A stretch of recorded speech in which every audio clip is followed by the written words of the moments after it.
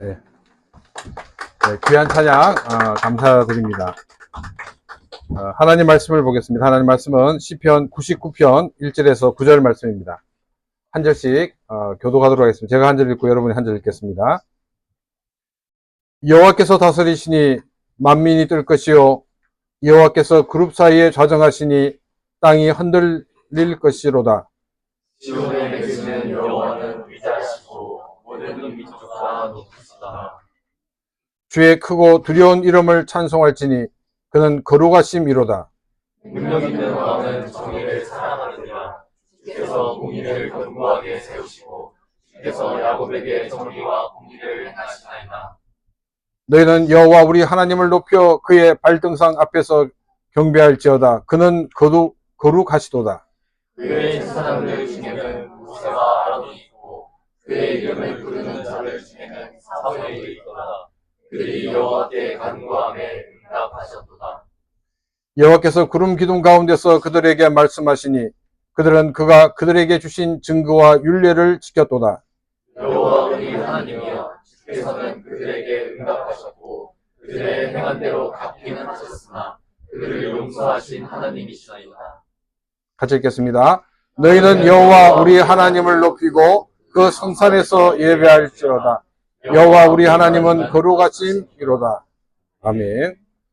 오늘 우리 경기도 양평에 있는 상심리 교회 청년들과 함께 예배를 드릴 수 있게 돼서 감사를 드립니다. 저희 교회는 11시 예배는 우리가 한국어로 예배를 드리고 2시는 이제 일본어로 예배를 드립니다. 그 중간에 점심 식사도 있습니다. 저희들이 이제 매주마다 11시 예배는 시편을 우리가 계속 보고 있고 또 2시에 드리는 예배는 요한복음을 우리가 계속 묵상하고 있습니다.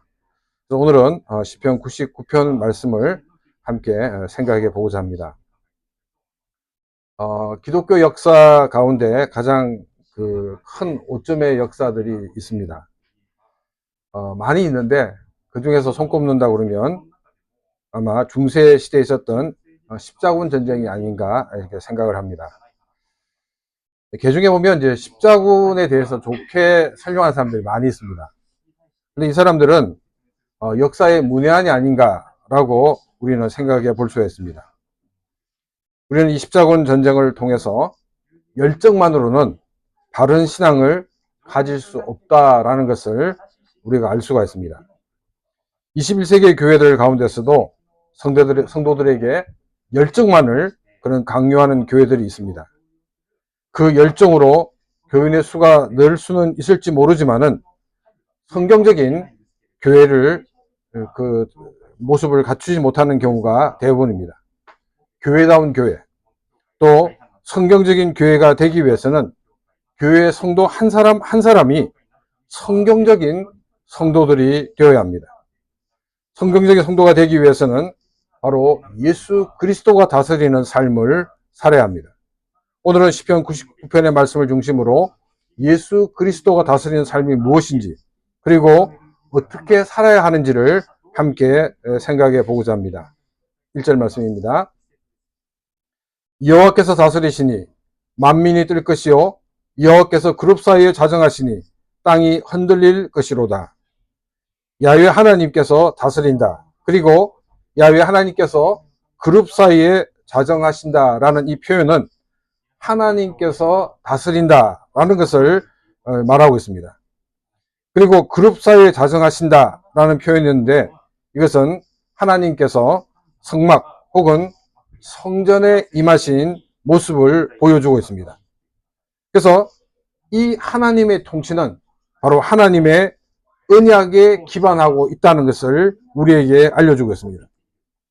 또 이 그룹 사이에 자정하셨다는 이 표현은 이 지성소에 있는 이 언약궤를 연상하게 합니다. 언약궤 안에는 무엇이 있었습니까? 십계명의 돌판이 있었습니다. 또 이 언약궤 뚜껑을 뭐라고 얘기하냐면 시언소라고도 하고 또 속죄소라고도 하였습니다. 시언소라는 것은 은혜가 시작되는 곳이라는 것입니다. 또 속죄소라는 것은 죄가 용서받는 곳이라는 것을 말하고 있습니다. 하나님의 은혜가 임하여서 우리의 죄가 용서받고 하나님의 은혜가 흘러 넘치는 곳, 그것이 바로 이 언약궤라는 것입니다. 하나님의 은혜가 시작되었기 때문에 우리가 죄 용서를 받고 우리가 하나님의 자녀가 되었다는 것입니다.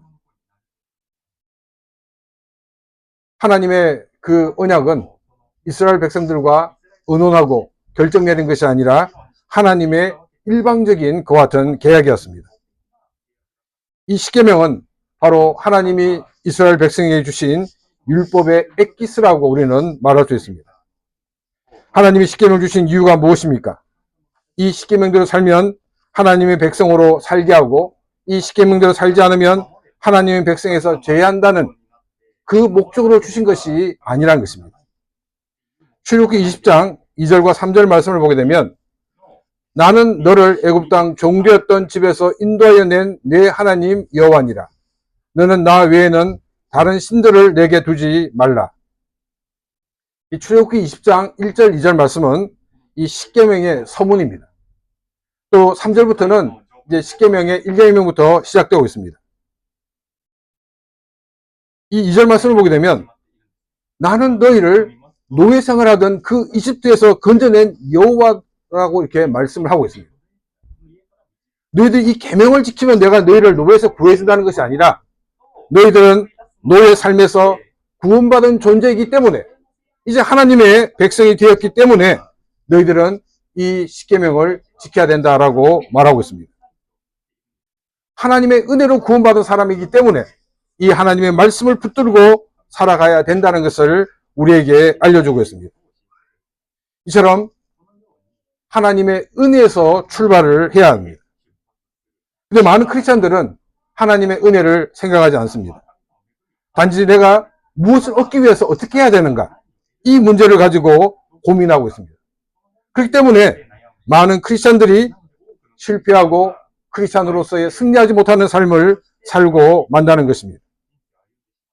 우리는 나의 삶에 임하신 하나님의 은혜가 무엇인가를 우리는 알아야 합니다. 우리 한 사람 한 사람에 임하신, 각자에게 임하신 그 하나님의 은혜를 깨닫게 될 때 그 공동체는 하나님의 은혜의 공동체가 되고 또한 성령의 공동체가 되어지는 것입니다. 하나님의 은혜를 모르기 때문에 하나님의 그 신앙 공동체가 변화되지 않고 은혜가 임하지 않는 그 같은 모습들을 우리에게 많이 보여주고 있습니다. 나에게 주신 은혜가 무엇인가를 우리는 깨달아야 한다는 것입니다. 그럼 나에게 주신 하나님의 은혜가 무엇입니까? 나를 향하신 하나님의 사랑이 너무나도 크다는 것입니다.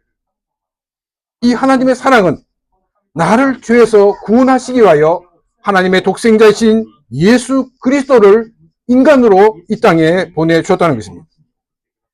그리고 나를 대신하여 나의 죄를 지시고 십자가에서 죽으셨다는 것입니다. 이 예수 그리스도의 그 공로를 믿음으로 우리는 죄에서 용서받고 구원받은 하나님의 자녀가 되었습니다. 이 은혜를 깨달아야 한다는 것입니다. 이것은 우리에게 이미 주어져 있습니다. 우리가 그것을 아멘으로 받아들이면 되는 것입니다. 그런데 많은 사람들은 그것을 받아들이지 못하고 있습니다. 자꾸 저울질을 하고 있습니다. 그 결과 우리는 실패하고 만다는 것입니다. 우리는 하나님의 은혜를 깨달아야 됩니다. 하나님의 은혜를 깨달은 사람만이 예수 그리스도가 다스리는 삶을 살 수가 있게 되기 때문입니다. 내가 하고 싶은 것만 하는 것이 그것은 참된 믿음이 아니란 것입니다. 예수 그리스도가 나에게 명령하시면 우리는 움직이는 것. 그것이 바로 예수 그리스도가 다스리는 삶입니다. 근데 우리는 나에게 필요한 부분만 하나님께 간청을 합니다. 하나님 나머지 부분은 놔두십시오. 제가 잘하겠습니다. 충분히 잘할 수 있습니다. 이렇게 우리는 생각들을 합니다. 그러나 그것은 잘못된 신앙입니다. 내가 할 수 있다고 생각하는 그 모든 것까지 우리 주님께 맡기는 것. 이것이 바로 예수 그리스도가 다스리는 삶을 사는 모습인 것입니다. 또 1절에 하나님의 다스림이 있을 때 만민은 뜰 것이요 땅은 흔들릴 것이라고 말하고 있습니다. 이 땅이 이 흔들리는 이 광경은 시내산에 하나님이 강림하셨을 때 그 모습을 우리에게 보여주고 있습니다. 하나님은 온 우주를 만드신 창조주 하나님이십니다. 이 창조주 하나님이 시내산에 임할 때 시내산, 정확하게 말하면 시내 산맥 자체가 그 하나님을 감당할 수가 없었습니다. 그래서 엄청난 지진이 있었던 것입니다. 이스라엘 백성들은 이 광경을 보고 그제서야 하나님이 어떤 존재인가를 알게 되었습니다. 이스라엘 백성들은 이집트에서 이미 10가지 재앙을 보았습니다. 또 홍해를 가르고 그 가운데를 지나왔습니다. 그럼에도 불구하고 하나님이 어떤 분인가에 대해서는 전혀 생각하고 있지 못하였습니다. 우리 하나님은 이 산맥이 흔들릴 정도로 그런 능력과 영광과 위엄이 있는 것 같은 하나님이시라는 것입니다. 그런데 이 하나님이 너무나도 작은 성막에 임하셨습니다. 또 하나님께서는 성전에 임하셨습니다. 산맥도 감당하지 못하는 그 하나님의 영광 위엄, 정말 이 성막이 터져버리고 말았을 것입니다.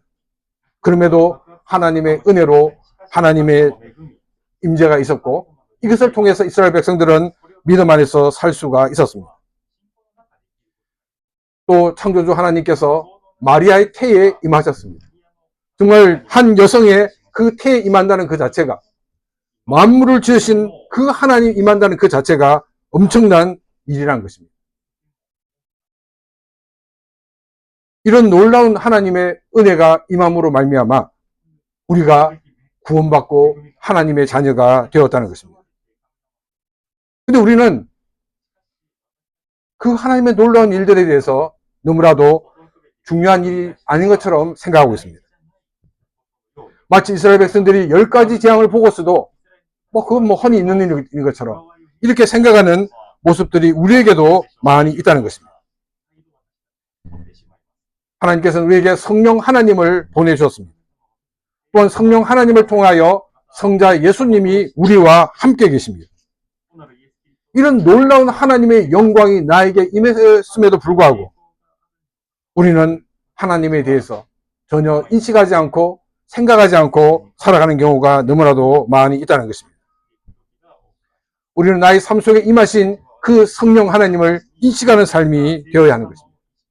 성령 하나님을 통하여서 나에게 함께 하시는 그 예수 그리스도의 임재를 우리는 인식을 해야 한다는 것입니다.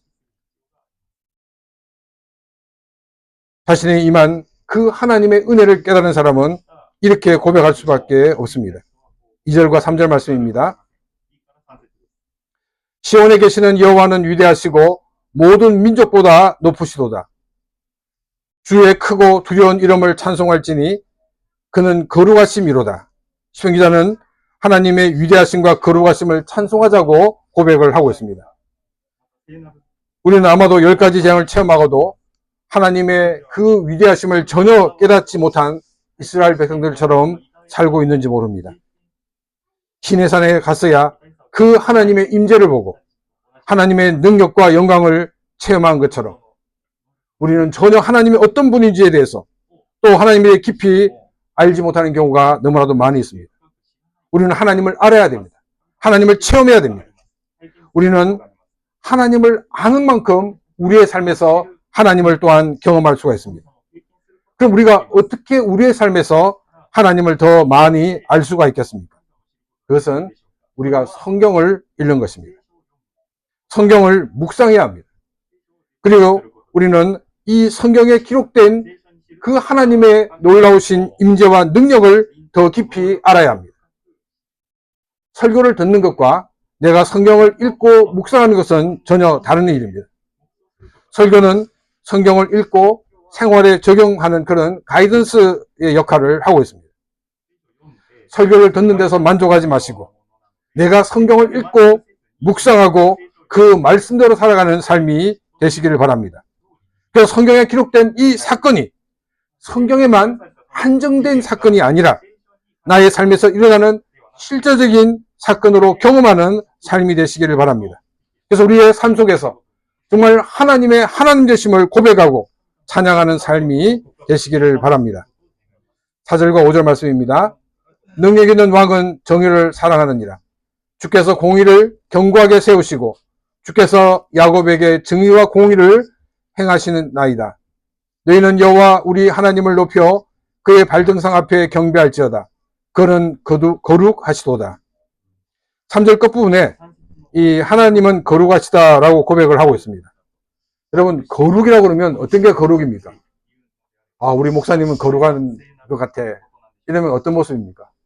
아주 막 이게 종교 냄새가 푹 풍기는, 성경책도 이렇게 가슴 가까이, 심장 가까이, 오른손이 지면 안 됩니다. 경건한 목사는 심장 가까이, 늘 이렇게 해야지 우리 경건하다라고 이렇게 얘기하고, 거룩하다고 얘기합니다. 근데 거룩이란 그 뜻은 그런 뜻이 아니라는 것입니다.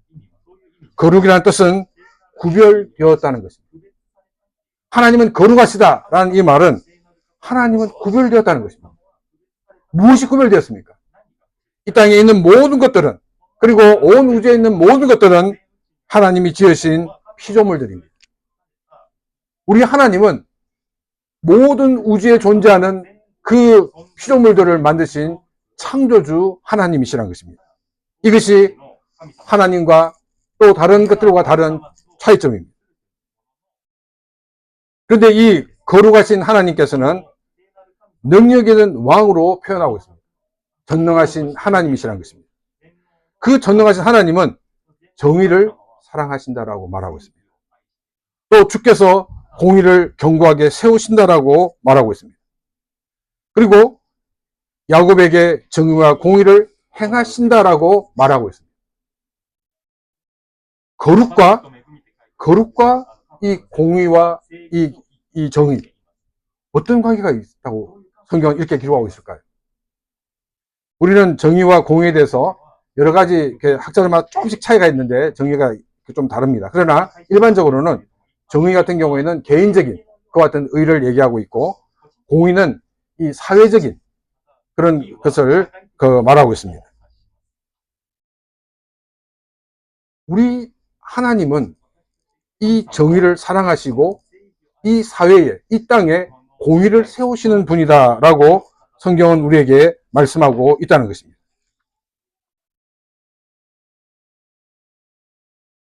이게 하나님의 거룩일까? 여러분, 이 땅에 있는 많은 그와 같은 피조물 가운데 정의와 공의를 생각할 수 있는 존재는 하나님과 우리 인간밖에 없습니다. 코끼리가 정의를 실천하기 위해서 사자와 싸운다는 말을 한 번도 들어보지 못했을 것입니다.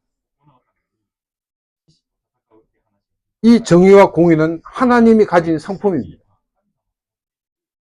하나님은 이 성품을 우리 인간에게 주셨습니다. 우리 인간이 하나님의 형상대로 지음을 받았기 때문에 우리 인간은 정의를 행할 수 있고 공의를 행할 수 있는 존재가 되었다는 것입니다. 그런데 우리 인간이 죄로 타락하면서 우리 인간은 하나님이 주신 정의와 공의를 행하기보다는 자신의 이익을 위해서 살아가는 존재가 되고 말았다는 것입니다. 이 한국의 정치적 상황이 굉장히 양극화된 그런 상태입니다. 이 정치적인 이 판단을 하는데도 정의와 공의에 대해서 생각하지 않습니다. 자신의 이익이 있느냐 없느냐를 가지고 사람들이 너무나도 자기 유리한 대로 기울어지기 때문에 사실 심각한 문제가 되고 있습니다. 한국의 기독교가 개독교로 사람들로부터 손가락질을 받는 것도 바로 정의와 공의를 세우는 존재가 되지 못했기 때문입니다. 자신의 이익을 위하여 존재하는 그런 모습 때문에 하나님을 알지 못하는 사람들로부터 손가락질을 받고 있다는 것입니다. 오늘 성경은 하나님의 거룩은 바로 정의와 공의를 세우는 데 있다라고 말씀하고 있습니다. 조금 전에 말씀드렸던 것처럼 많은 피조물들 가운데 유일하게 정의와 공의를 실천할 수 있는 것이 바로 우리 인간입니다. 우리 크리스찬들은 거룩한 삶을 살아야 됩니다. 교회 열심히 나가고 헌금을 하고 봉사를 하고 이것이 거룩한 삶이 아니라 우리의 삶 속에서 정의를 실천하고 공의를 세우는 이것이 바로 경건의 삶의 모습인 것을 오늘 성경은 우리에게 말씀하고 있습니다. 크리스천들이 정의롭지 못하고 또 공의를 짓밟는 일을 앞장서는 것은 가장 기본적인 것을 모르기 때문입니다. 한 예로서 어떤 한 형제가 이렇게 얘기했습니다. 우리 크리스천들이 사회주의를 지지해서는 안 된다. 그래서 제가 물어봤습니다. 아니 형제는 의료보험 들어있냐고. 들어있죠. 아니, 의료보험이 오르면 어떻게 그거 안 된다고. 올려다 조금씩 올라야 된다고.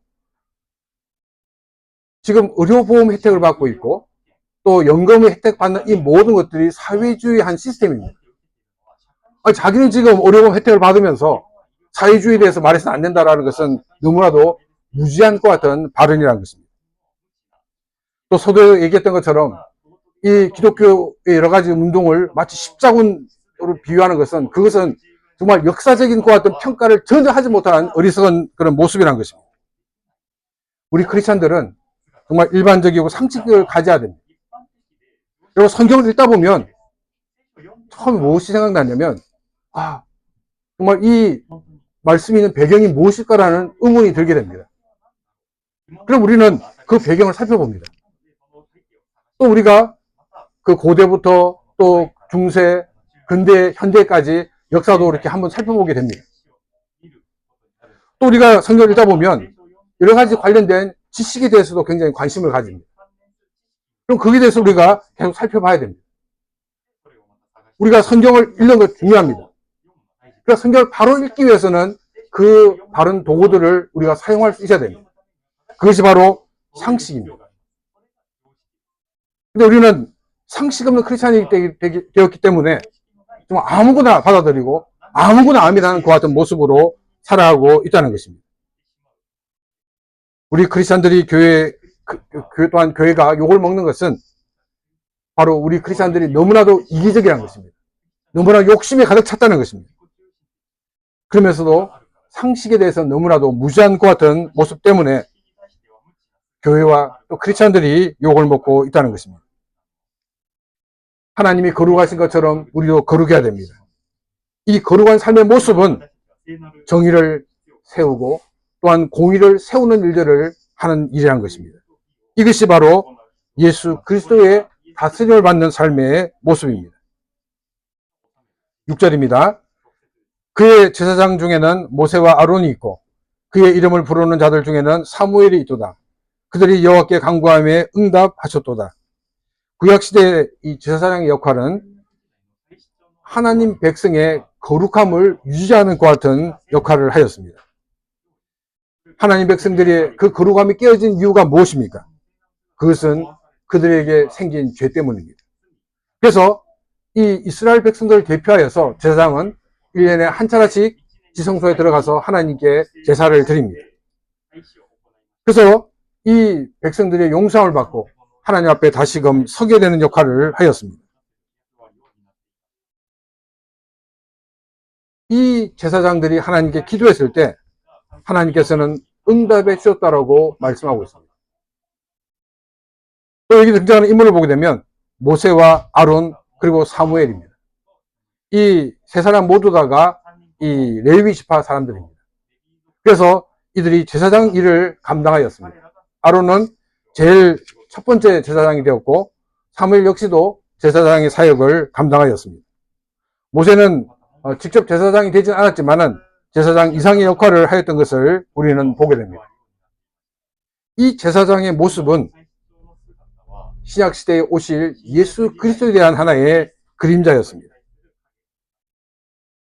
예수 그리스도가 우리 인간의 죄를 지시고 자신이 직접 제물이 되시고 자신이 직접 제사장이 되셔서 하나님 앞에 나와 우리의 모든 죄를 다 용서함 받게 하셨다는 것입니다.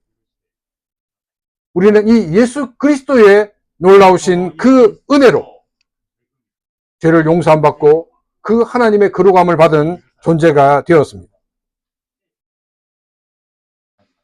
우리는 하나님의 사람으로 하나님 말씀을 붙들고 살려고 하지만은 그러나 그것이 제대로 되지 못할 때가 많이 있습니다. 이럴 때마다 우리는 우리의 가지고 있는 그 연약한 모습을 가지고 하나님 앞에 나와야 합니다. 내가 그 연약함을 가지고 나올 때 하나님은 나의 그 연약함을 오히려 변화시켜 주셔서 나의 장점이 되게 해주시는 분이라는 것입니다. 7절 말씀입니다. 여호와께서 구름 기둥 가운데서 그들에게 말씀하시니 그들은 그가 그들에게 주신 증거와 율례를 지켰도다. 하나님의 백성 이스라엘이 어떻게 40년 동안 강의 생활을 했는가를 이 7절 말씀이 보여주고 있습니다. 하나님께서 말씀하시고 그 말씀을 지켰다라고 말씀하고 있습니다. 하나님 백성들은 하나님 말씀을 들어야 됩니다. 그래서 우리는 날마다 성경을 읽어야 되고 날마다 성경을 묵상해야 합니다. 그리고 우리는 나에게 주신 그 말씀을 붙들고 살아가야 합니다. 성경이 없는 믿음은 그것은 바른 믿음이 될 수가 없다는 것입니다. 서두에 얘기했던 것처럼 이 십자군과 같은 열정만을 가지고 바른 신앙을 할 수가 없습니다. 하나님이 기뻐하시는 삶을 살 수가 없다는 것입니다. 우리는 날마다 하나님의 말씀을 들어야 됩니다. 나를 향하신 그 하나님의 계획들을 우리는 말씀을 통해서 알아야 됩니다. 근데 우리는 자꾸 내가 필요한 것만 들으려고 합니다. 똑같은 자리에 앉아서 설교를 들었는데도 받는 은혜가 다 다릅니다. 그것은 뭐 때문이냐면 내가 듣고 싶은 것만 들으려고 하기 때문입니다. 나를 찌르는 말씀을 거부합니다. 자기에게 굉장히 좋게 들리는 말만 받아들이고 있다는 것입니다. 우리는 어떤 말씀이든지 아멘하며 그 말씀을 받아들여야 한다는 것입니다. 8절 말씀을 보겠습니다. 여호와 우리 하나님이여 주께서는 그들에게 응답하셨고 그들의 행한 대로 갚기는 하셨으나 그들을 용서하신 하나님이시니이다.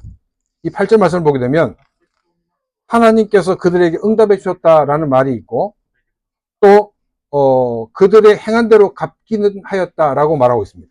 그리고 세 번째는 하나님께서 용서하셨다. 이 세 가지 문장으로 나눠볼 수가 있는데 이걸 다 종합해 보면 뭐냐면 이들이 하나님 말씀을 붙들고 살아간다 하였지만은 그 말씀대로 제대로 살지 못한 것도 있었다는 것입니다. 그러면 다른 것에는 상을 주고 못한 것에서는 벌을 준다. 만약 하나님께서 이스라엘 백성들이 행한 대로 벌을 주었다 그러면 아마 다 존재하지 못했을 것입니다. 우리도 마찬가지입니다.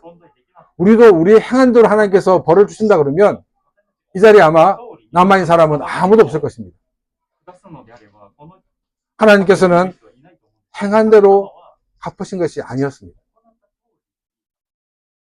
우리가 행한 것에 대해서는 잘했다라고 칭찬하시면서 몇 배나 갚아주시지만은 내가 못한 것에 대해서는 하나님은 참으십니다. 일단 우리에게 벌을 주시지만 그 벌은 너무나 작은 벌입니다. 우리가 정신 차리게 하기 위해서 우리가 말씀을 깨닫게 하기 위해서 내리시는 것이지 정말 우리로 하여금 마땅한 벌을 받아는 당연한 존재라는 그런 생각에서 벌을 내리시는 것이 아니라는 것입니다. 하나님의 용서가 있기 때문입니다. 나를 향하신 그 하나님의 용서가 있기 때문에 내가 이 자리에 존재할 수가 있고 날마다 하나님의 사람으로 살 수가 있다는 것입니다. 그렇기 때문에 우리는 하나님을 찬양하지 않을 수가 없습니다. 그래서 9절에서 이렇게 고백하고 있습니다. 너희는 여호와 우리 하나님을 높이고 그 성산에서 예배할지어다. 여호와 우리 하나님은 거룩하심이로다. 자신의 일어난 그 놀라운 일들을 볼 때 하나님을 찬양할 수밖에 없다는 것입니다. 내가 하나님의 사람을 잘 살아왔어. 그것은 나의 수고와 나의 노력이 아니었습니다. 나를 붙드시는 그 하나님의 은혜가 있었기 때문에 내가 하나님의 사람으로 승리할 수가 있었다는 것입니다. 나의 삶에 역사하시는 그 하나님을 높이는 삶이 되시기를 바랍니다. 나의 삶 속에 역사하셨던 그 하나님의 놀라우신 은혜를 증거하는 삶이 되시기를 바랍니다. 여기 보면 그 성산에서 예배할지어다라고 말하고 있습니다. 그 성산은 예루살렘을 말하고 있습니다. 그럼 우리는 예배할 때 야 예루살렘이 어디야? 방향을 잡아서 예배 드리라는 것이 아닙니다. 이 성산은 바로 예수 그리스도를 상징하고 있습니다. 지금 시간이 없기 때문에 제가 길게는 설명 못 드리고 이 예수 그리스도 한 분을 중심으로 하나님께 예배를 드려야 한다는 것입니다. 내가 예수 그리스도를 알지 못한다 면 우리는 이 자리에서 하나님께 드리는 진정한 예배를 드리지 못하고 있다는 것입니다. 우리는 예수 그리스도를 분명하게 알아야 됩니다. 예수 그리스도가 나의 구원자이신 것을 우리는 분명하게 믿고 고백을 해야 합니다. 그것이 하나님을 예배하는 자의 모습입니다. 우리는 하나님의 거룩하심을 찬양하면서 우리의 삶 속에서 공의와 정의를 행하는 삶이 없다고 그러면 그것은 하나님의 거룩을 인정하지 않는 자의 모습입니다. 우리는 거룩해야 됩니다. 어떤 하나의 종교적 냄새를 풍기는 것이 아니라 우리의 삶을 통해서 정의와 공의를 실천하는 삶이 되시기를 바랍니다. 그래서 우리의 삶을 통해서 하나님의 살아계신 역사하심을 보여주며 증거하는 복된 삶이 되시기를 주님의 이름으로 축원합니다. 이 시간 오늘 말씀을 생각하며 같이 기도드리겠습니다.